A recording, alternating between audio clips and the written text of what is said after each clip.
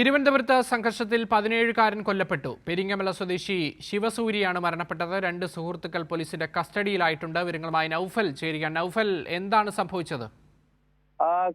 ഇന്ന് രാത്രി 9:30 തിരുവനന്തപുരം പുന്നമൂട് ജംഗ്ഷനിലാണ് ഇത്തരത്തിൽ ദാരുണമായ ഒരു സംഭവം ഉണ്ടാകുന്നത്. 17 വയസ്സുകാരനായ ശിവസൂര്യ എന്ന വിദ്യാർത്ഥിയാണ് ഇപ്പോൾ +2 കഴിഞ്ഞ് അടുത്ത ഉപരിപഠനത്തിനായി കാത്തിരിക്കുന്ന ഒരു വിദ്യാർത്ഥിയാണ് മരണപ്പെട്ടത്. അതായത് ഇവർ 3 സുഹൃത്തുക്കൾ ഉണ്ടായിരുന്നു. അജിത്ത്, കാർത്തിക്, ശിവസൂര്യ എന്നിവരായിരുന്നു ബൈക്കിൽ 3 പേരും യാത്ര ചെയ്ത് ഈ പറയുന്ന പുന്നമൂട് ജംഗ്ഷനിൽ എത്തുകയായിരുന്നു. പിന്നീടുണ്ടായ അവർ തമ്മിലുണ്ടായ സംഘർഷമാണ് റോഡിന് ഇരുവശത്ത് നിന്ന് തുടങ്ങിയ സംഘർഷം.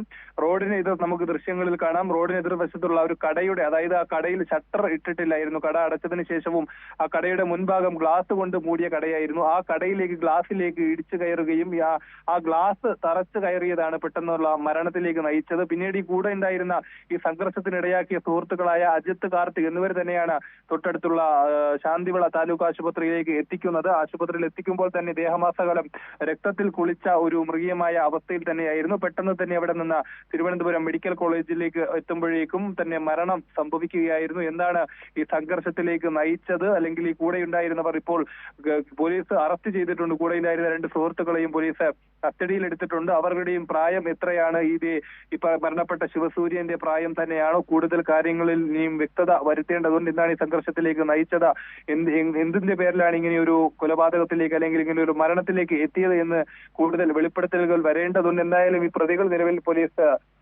പോലീസിന്റെ കസ്റ്റഡിയിൽ തന്നെയാണ്. ശരി, നൗഫലാണ് വിശദാംശങ്ങൾ നൽകിയത്.